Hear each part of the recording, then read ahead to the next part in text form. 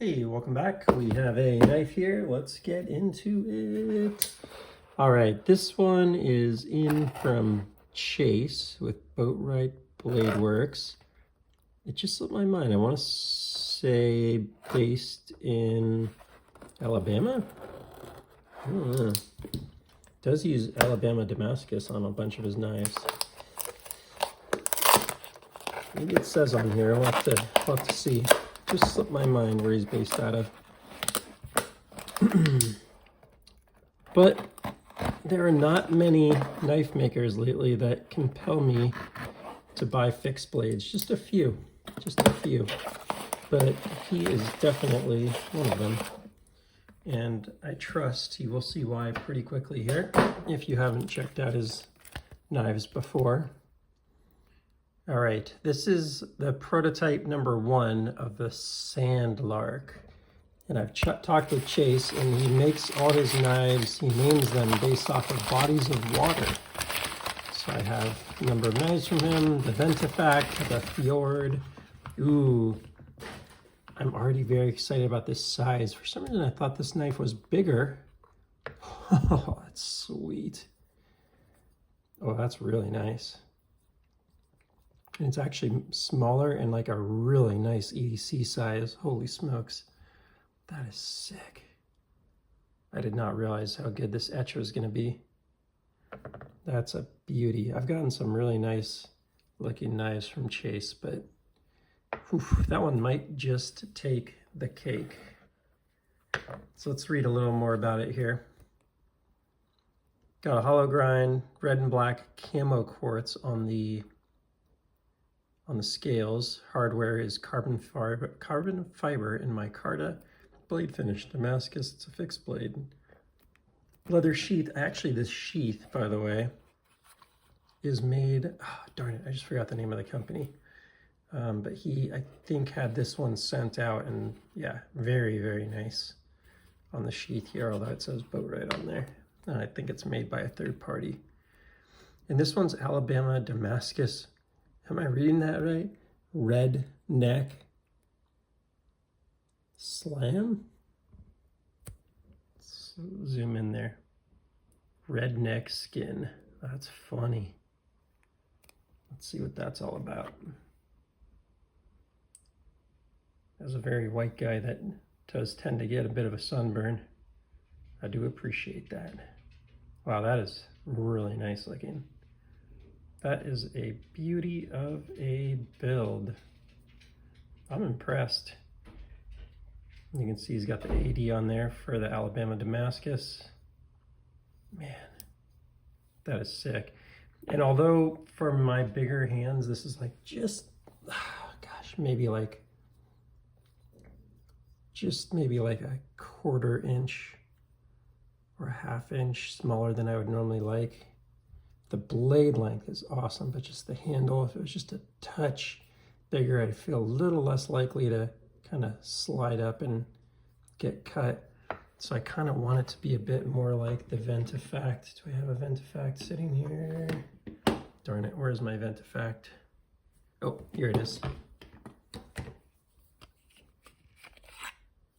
I want it to be just a little taller like this.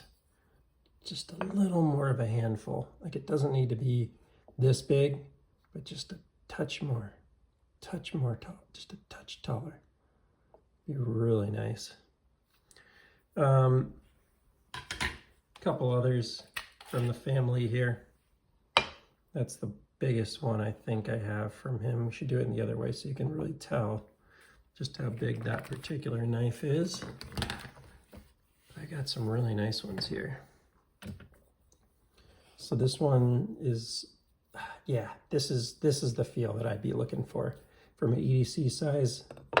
That handle, how it's got that, I like this, I really do, but just how that's got a bit more confidence invoking angle there, so I don't feel like I'm gonna slip up into the blade. I like that. I like this too, but I think, gosh, I don't know. That does feel pretty nice though. They're all good. So if you were to put them in the order of size, the blade on this one's bigger, the handle on this one's a little bigger. And then this is my little guy. But this one also has this like really nice angle on the handle. So I do kind of prefer that. Gosh, that thing's actually a little bigger than this too, isn't it? This is probably the smallest of his knives that I have now. I recently got a really cool fixed blade here from Luck Knives, which stands for,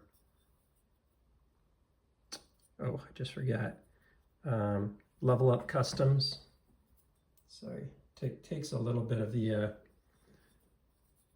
this thing's pretty sick too. This thing's kind of in this size range here. It's kind of like that size. But this is like one of the very few fixed blades I bought not from Chase. I just think Chase is doing the best looking designs in fixed blades right now. It's just so good. Now all of these are quite a bit smaller than say like a Demco. I just brought this out for size comparison, a Free Rein, which is like a full 5-inch blade there. I used this one for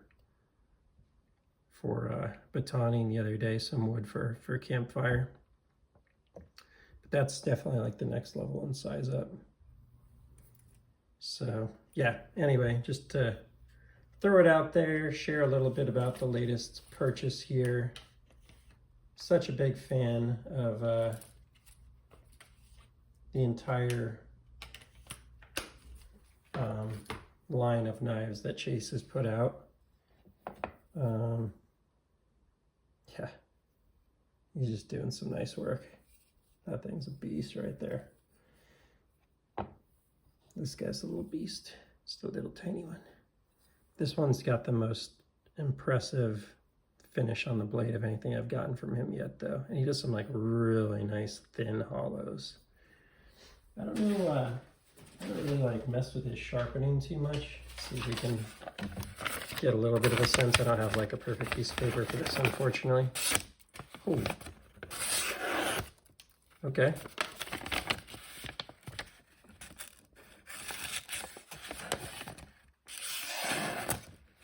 Nice. I'm impressed. This thing came very sharp. So yeah, that thing is very thin behind the edge and then it kind of works its way up there. Love how this looks. Look at those pins, the CF. Nice little spot for a lanyard hole there, that camo carbon.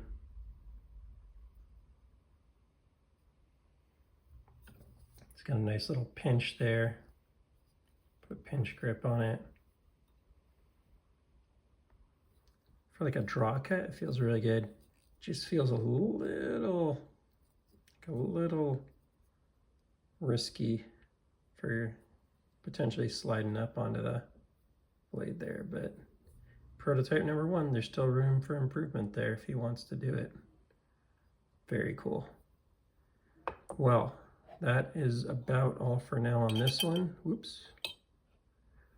If you enjoyed the content, please do feel free to like and subscribe, and I'll see you on the next one. Take care.